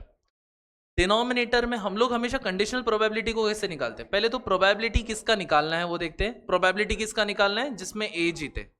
ओके, और हमारे पास गिवन इंफॉर्मेशन क्या है? गिवन इंफॉर्मेशन है कि बी हार गया है, बी डज नॉट विन। अब जब भी हम करते थे तो मैं कैसे करता था? जो भी गिवन इंफॉर्मेशन है मेरे पास, वो मैं डिनोमिनेटर में उसका वैल्यू पुट करता था, एंड न्यूमरेटर में क्या करता था कि जो भी मुझे चीज चाहिए उसका मैं वैल्यू न्यूमरेटर में डाल देता था। गिवन इंफॉर्मेशन का वैल्यू नीचे, जिसका वैल्यू निकालना है वो ऊपर। बट ये पॉसिबल तभी होता है जब हमारे पास कोई सैंपल डेटा मौजूद रहता है। अब सैंपल डेटा सर ये जरा समझा दो। एक एग्जांपल लेके समझा सकता हूं मैं।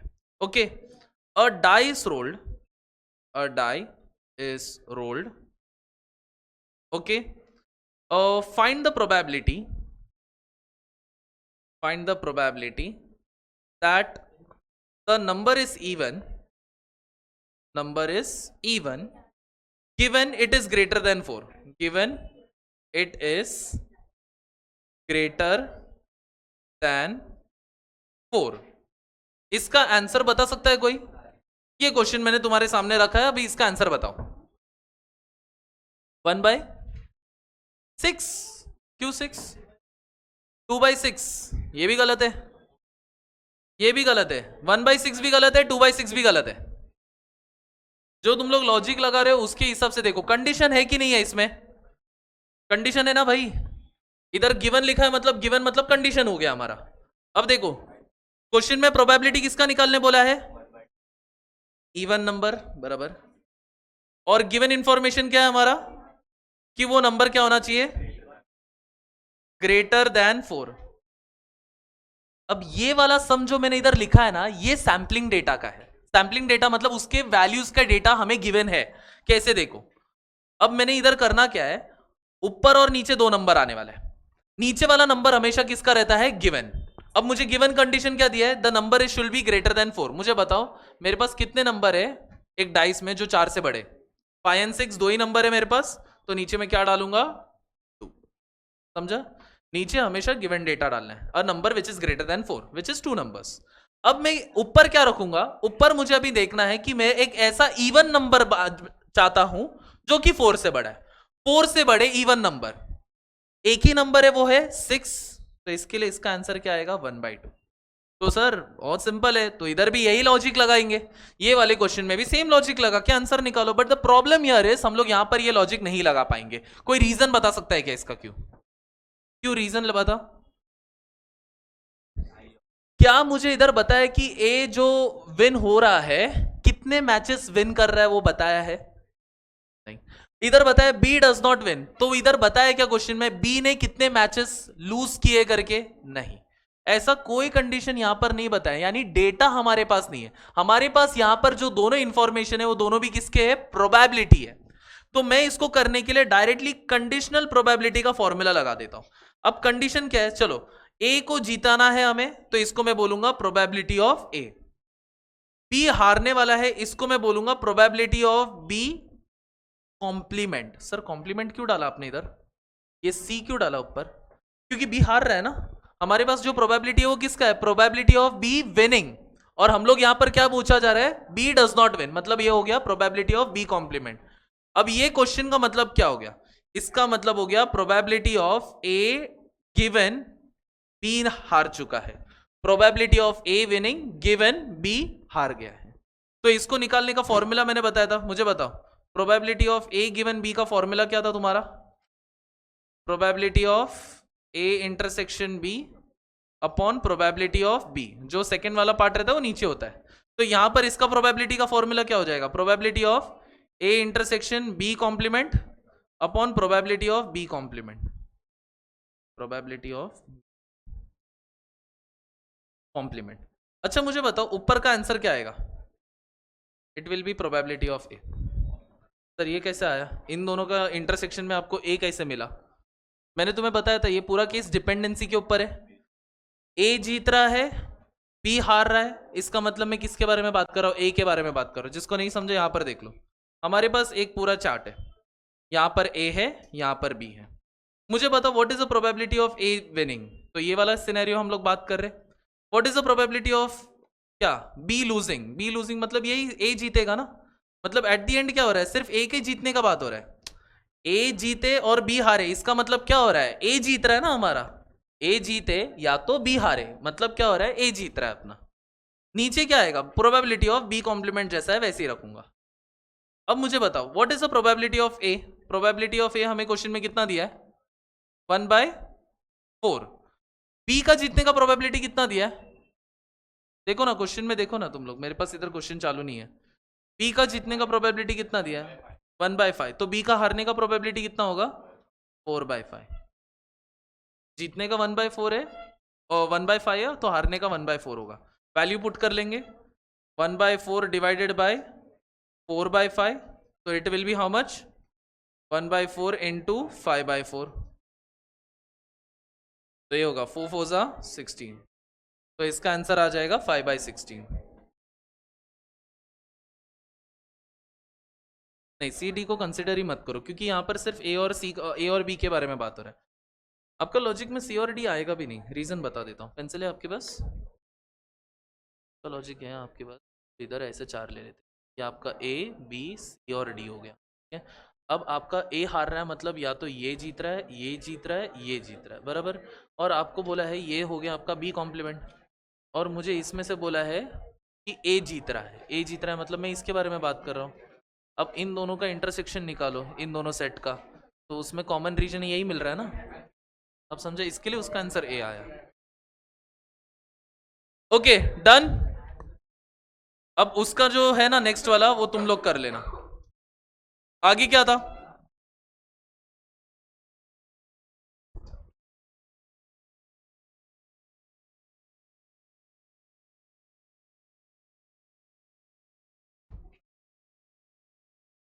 ओके 16 का भी सेम लॉजिक लगाना है, बस फर्क इतना रहेगा, इंटरसेक्शन निकालने का फर्क रहेगा।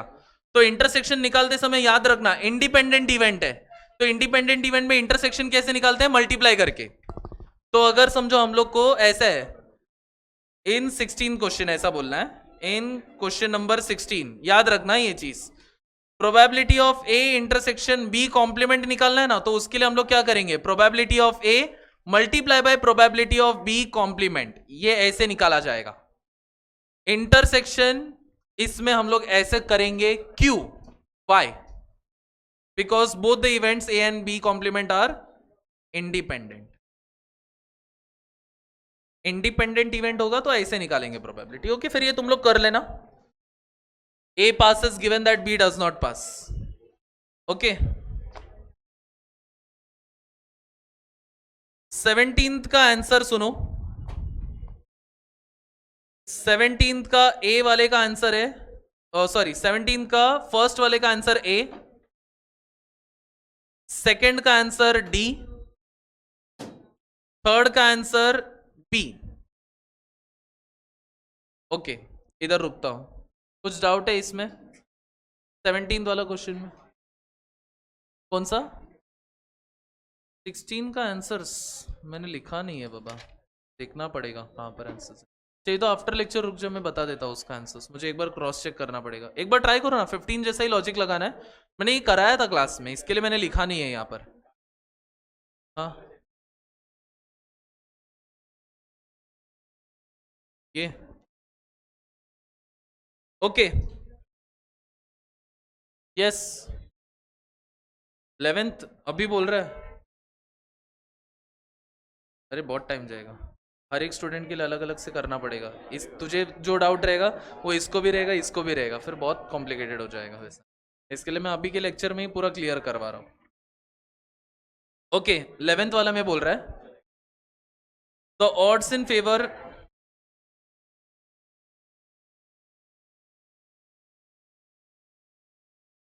एक काम कर दे, 11th में किसी और को डाउट है? 11th में तुझे डाउट है ना?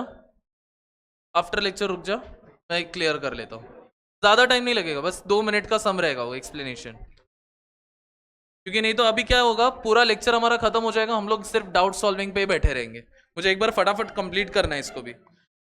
ओके 18th सुनो, आगे का देखते। 18th में क्या दिया अपने को? ज्यादा लोगों को साथ में डाउट रहेगा तो एक ही साथ में क्लियर कर दूंगा, नहीं है तो फिर मैं एक जन है तो I will do that way. 18th का फर्स्ट का आंसर इज ए, सेकंड का आंसर इज क्या है रे ये 0.01 बी, थर्ड का आंसर इज सी, फोर्थ का answer is A and fifth का आंसर इज डी। इसमें किसी को आंसर गलत आया है या तुम लोग को लग रहा है कि ये कैसे हुआ है? थर्ड वाला, यस थर्ड वन। ओके और किस किस को थर्ड वन में है? क्या हुआ 18 का फर्स्ट? पहले बता देता हूं करने के पीछे का लॉजिक क्या है। पी क्यू आर ये तीनों ने हिट करने का प्रोबेबिलिटी दिया है 0.5, 0.2 एंड 0.1। बोला है कि only P and Q will hit the target. इसका मतलब है कि पी का हिट हो गया, क्यू का हिट हो गया, तो आर का क्या होगा? मिस। ओके तो पी ने इधर क्या किया? हिट किया है, क्यू ने इधर क्या किया? हिट किया है, और आर ने इधर क्या है? मिस किया है। अब अगर आर का हिट होने का प्रोबेबिलिटी 0.1 है, ये हिट होने का प्रोबेबिलिटी है ना, तो इनके मिस होने का भी प्रोबेबिलिटी निकाल देते हैं। इधर 0.5, इधर 0.8, इधर 0.9। ये समझा कैसे आया? हिट किया है पी ने 0.5, क्यू ने भी हिट किया है 0.2 और आर ने मिस किया है 0.9। इनको मल्टीप्लाई कर, तेरा आंसर आ जाएगा। आर का लिया ही नहीं क्योंकि इधर तूने कंसिडर किया था पी और आर नहीं किया है, पी और क्यू ने किया है ना, बट यहां पर बोला है कि सिर्फ पी और क्यू।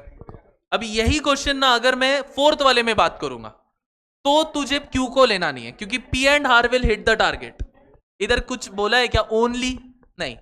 तो पी और आर ने हिट किया तो इन दोनों को कंसिडर करके करो, बट यहां पर बोला है only P and Q. Only बोला है मतलब सिर्फ इन दोनों ने हिट किया है, तो इसने मिस किया रहेगा, इसका मतलब ये हुआ। अच्छा, थर्ड वाला इसका क्या बोल रहा है? The target will be hit, the target will be hit. अच्छा, इसके पीछे वही लॉजिक है। हम लोग इसका क्या करेंगे पता है? इसका आंसर निकालने के लिए मैं इसका कॉन्ट्राडिक्ट स्टेटमेंट यूज करूंगा। कॉन्ट्राडिक्ट स्टेटमेंट क्या रहेगा? The target will be will not hit, या तो टारगेट विल बी मिस। हम लोग ये देखेंगे कि टारगेट मिस कब होगा। टारगेट मिस कब होगा? एक ही सिनेरियो में टारगेट मिस होगा, जब पी ने भी मिस किया, क्यू ने भी मिस किया और आर ने भी मिस किया। तो यहां पर क्या हो जाएगा? पी भी मिस कर रहा है, क्यू भी मिस कर रहा है और आर भी मिस कर रहा है, और इन तीनों को मैं मल्टीप्लाई करूंगा। पी ने मिस करने का क्या है? 0.5, क्यू ने मिस करने का 0.8, आर ने मिस करने का 0.9। निकालो तो आंसर कितना आ जाता है? आंसर आ जाएगा इसका कितना? कितना है रे? 5 8 40, 9 4 36, 0.36 आएगा शायद से। ओके, मल्टीप्लाई करके। अब ये तो मिस होने का प्रोबेबिलिटी है ना, बट हम लोग को हिट होने का प्रोबेबिलिटी निकालना है। तो हिट होने का प्रोबेबिलिटी क्या रहेगा? इसको 1 से माइनस कर दो। 1 से माइनस करेंगे तो 0.64 इसका आंसर आ जाएगा। मैंने किया क्या? पहले तो ये प्रोबेबिलिटी निकाला कि उनका मिस हो जाए, कॉन्ट्राडिक्शन स्टेटमेंट का निकाल दिया। निकालने के बाद मैंने बोला कि फिर हिट होने का क्या रहेगा, इसमें से 1 को माइनस करके। डन। 19 का देखो।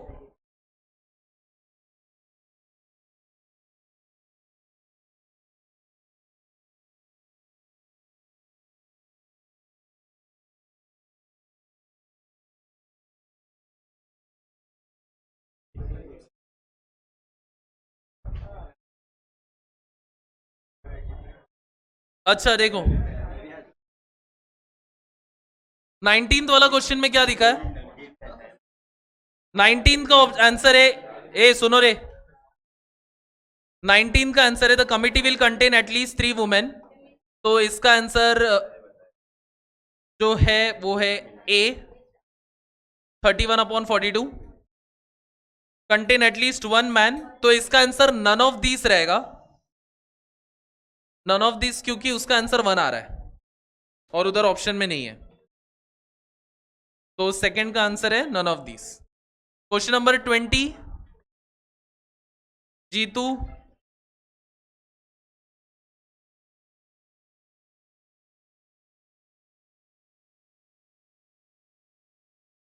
अम, 20 का आंसर क्या आया था? लिखा हुआ नहीं है क्या आया था? हाँ, 20 का आंसर 19/20 आएगा।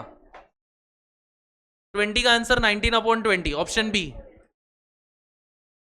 21st का आंसर तो क्लास में बता दिया, क्या था आंसर? 22/31। 22nd का आंसर आ जाएगा हमारा 22nd।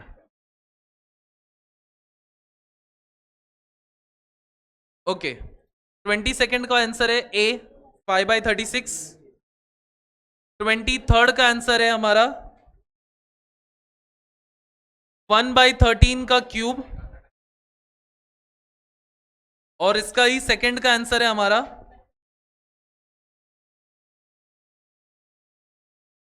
पी। नहीं, 1/13 सेकंड का आंसर क्या है रे?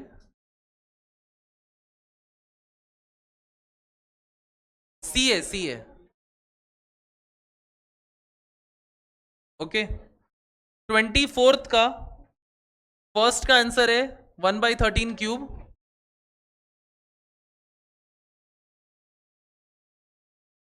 और सेकंड का आंसर है, सेकंड का आंसर क्या आएगा? किंग क्वीन थर्ड से पी। विदाउट रिप्लेसमेंट ही बोला है ना? इसमें से ये 24 एंड 23 सेम क्वेश्चन है ना?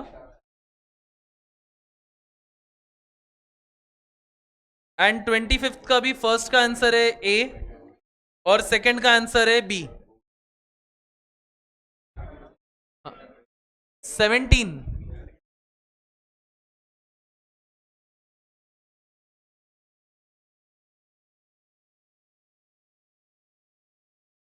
अच्छा इधर देखो, the Wisden cricket team of the year contains, क्या क्या इधर बोला है?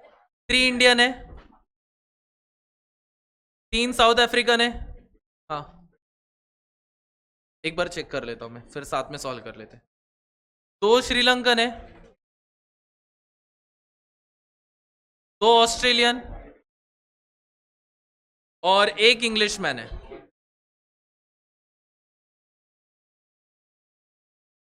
इतना हम लोग को दिया है। अभी फर्स्ट कंडीशन बोला है उन्होंने कि एक हमें टीम बनाना है इन्हीं में से, जिसमें से एक कैप्टन रहेगा और एक वाइस कैप्टन रहेगा। पहले ये समझो कि तुम्हारे कैप्टन्स और वाइस कैप्टन एक ही होते, तो तुम लोग अभी इसको करेंगे कैसे? अब मुझे बताओ टोटल कितने लोग हैं? 11 है। अब इसमें से 11 में से एक कैप्टन रखना है और एक वाइस कैप्टन रखना है, मतलब कितने हो गए? 11 में से एक कैप्टन और एक वाइस कैप्टन, क्या होगा रे? पहली बात तो 11 में से मैं 2 जन को सिलेक्ट करूंगा, तो नीचे आएगा 11C2, ऊपर क्या आएगा मेरा? एक कैप्टन। एक कैप्टन में कैसे सिलेक्ट करूंगा? अच्छा वो दोनों कैप्टन और वाइस कैप्टन कौन रहेंगे? इंडियन ना? हाँ बोथ आर इंडियन। तो इंडियन कितने हमारे पास? 3 है ना? तो 3 में से मैं 2 जन को सिलेक्ट करूंगा, एक बन जाएगा कैप्टन और दूसरा बन जाएगा वाइस कैप्टन। तो 3C2 लिख दिया मैंने। इसको सॉल्व करोगे तो आंसर आ जाएगा। 3C2 का आंसर 3 होता है, 11C2 का आंसर क्या आता है? 11 इंटू 10 अपॉन 2 इंटू 1, 2 5 जा, तो 3 अपॉन 55। ओके इसका सेकंड का आंसर क्या है? The captain and the wicket keepers are both Indian. Same logic इसका भी आएगा, 2 जन सिलेक्ट करेंगे, एक कैप्टन होता है एक विकेट कीपर होता है, सेम आंसर आएगा इसका भी 3/55। तो नन ऑफ दिस। और थर्ड का आंसर इसमें क्या आएगा? Neither the captain nor the vice captain is an Indian. 11 में से जो 2 जन सिलेक्ट करने जा रहे हैं उसमें से ना ही वाइस कैप्टन ना ही कैप्टन हमारा इंडियन रहने वाला है। तो अगर वो इंडियन नहीं रहेगा तो बचे हुए कितने लोग हैं? अगर वो इंडियन नहीं है तो बचे हुए कितने? 3 4 5 6 7 8, 3 4 5 6 7 8, 8 लोग हैं। तो इन 8 में से मैं 2 को सिलेक्ट करूंगा, जो कि एक बनेगा कैप्टन और एक बन जाएगा वाइस कैप्टन। ओके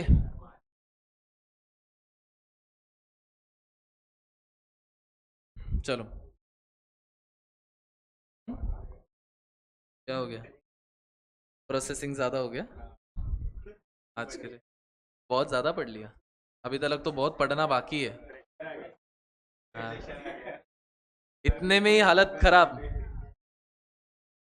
एक काम करते 24th एंड 25th कर लेते आज के लिए। ये 2 बताने के बाद आज का हम लोग इधर ही वाइंड अप करते। जिनको भी अभी कुछ क्वेश्चंस में 1-2 क्वेश्चंस में अगर डाउट रहेगा, जो बच गए रहेंगे हम लोग का बोलना, तो आफ्टर लेक्चर बैठो, मैं तुम लोग का वो सम का इंडिविजुअली डाउट सॉल्व करता हूँ एंड फिर हम लोग का प्रोबेबिलिटी एक तरफ से खत्म। अगला जो लेक्चर रहेगा उसमें मैं ये स्टार्ट करूंगा, कोडिंग डिकोडिंग। एक तरफ से मतलब मेरे साइड से, तुम्हारे तरफ से बचा है ना अभी, एक तरफा ही हो गया सब कुछ। ओके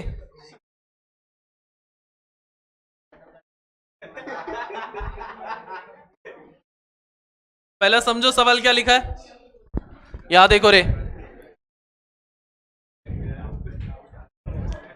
यस थर्ड का आंसर अलग आ रहा है। 8C2 का मतलब क्या हो गया? 8 7 2 इंटू 1। ओके उल्टी गिनती करना है ना, 8 से 2 डिजिट पीछे, तो 8 से स्टार्ट करेंगे, 8 7 नीचे 2। फाइनल आंसर बोलो ना। कट हो गया। 8 into 7, 11 into 10, 4 सा 5 सा 4 7 सा 28, 11 5 सा 55, 28 upon 55, करेक्ट।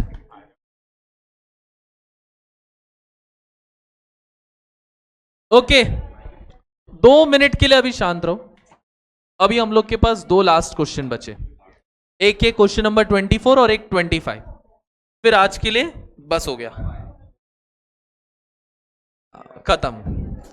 अब देखो 24th में क्या लिखा है, 3 cards are drawn from a pack of card. What is the probability that the first is a king card? अब 24th में ऐसा बोला है, पहला कार्ड होना चाहिए किसका, किंग का, सेकेंड कार्ड होना चाहिए किसका, क्वीन का, और थर्ड कार्ड होना चाहिए किसका, एस। ऐसा बोला है, ये ऑर्डर में होना चाहिए। अब इसको करने के लिए एकदम सिंपल तरीका मैं बताता हूं। पहला बात, फर्स्ट बोला है कि ये तीनों कार्ड्स को हम लोग ने ड्रॉ किया है विथ रिप्लेसमेंट। अब विथ रिप्लेसमेंट का मतलब क्या हो गया कि एक बार मैंने वो कार्ड निकाला तो मैं वापस से डेक में रिटर्न डालूंगा, तो रिप्लेस कर सकता हूं मैं। तो पहला कार्ड मेरा कौन सा था, किंग। किंग कितने हैं हमारे पास, किंग कितने हैं, 4 है। कितने में से, 52 कार्ड्स में से है। ओके, फिर सेकेंड कार्ड मेरा क्वीन होना चाहिए। क्वीन कितने हैं, 4, 52 में से निकालूंगा। क्यों मैं 52 से ही निकाल रहा हूं, क्योंकि मैं जैसे निकाल रहा हूं वैसे मैं उसमें रिटर्न डाल रहा हूं। और थर्ड कार्ड मेरा कौन सा होना चाहिए, एस, वो भी 4 है अपॉन 52। अगर मैं कट करूंगा ये सारे नंबर को तो 4 1 जा 4 13, 4 1 जा 4 13, 4 1 जा 4 13, कितना हो गया 1 अपॉन 13। 3 बार लिख रहे तो 1 अपॉन 13 का क्यूब। इसका आंसर ये रहेगा। डिनोमिनेटर बार बार चेंज हो जाएगा। ओके, सेकेंड क्वेश्चन बोला है विदाउट रिप्लेसमेंट।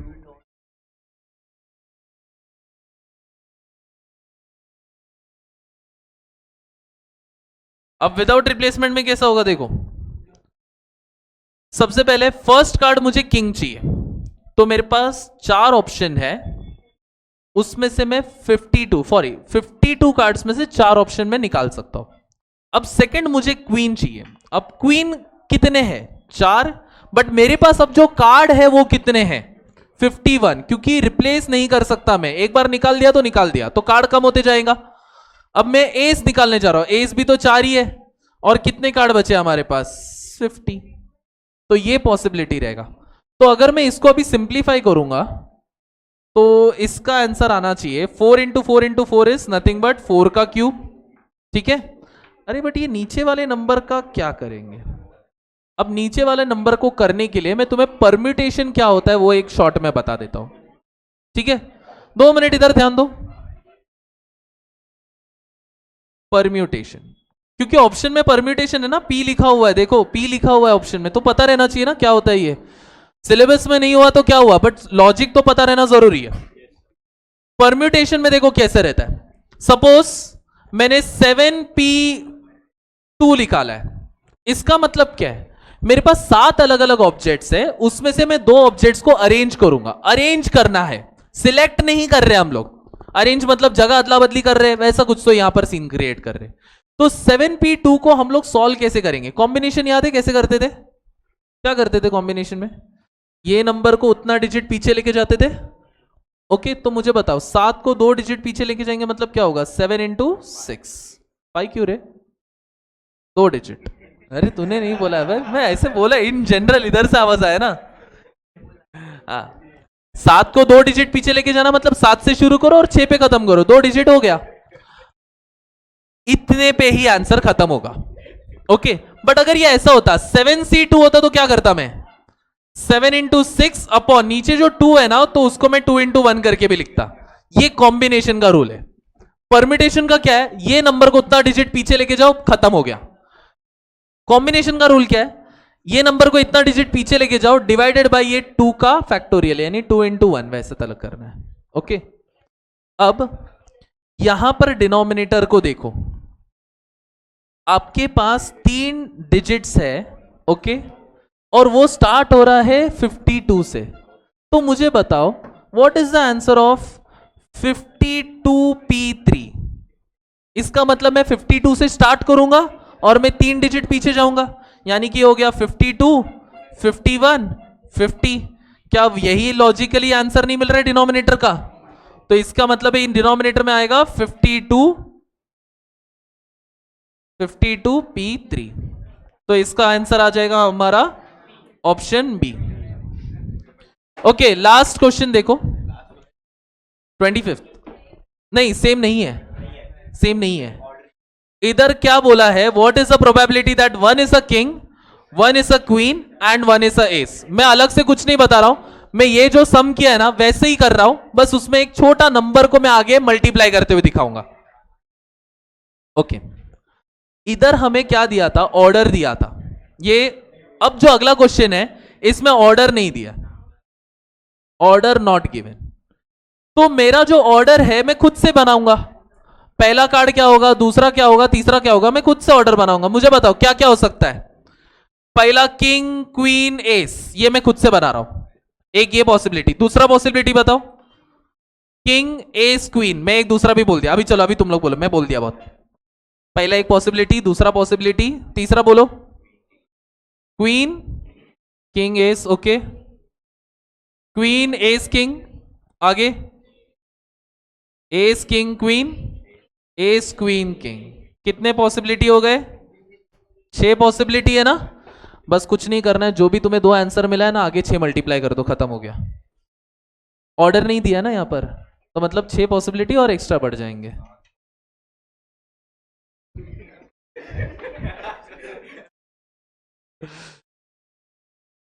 Okay,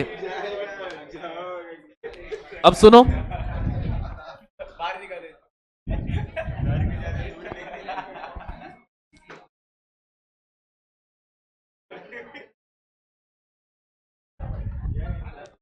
okay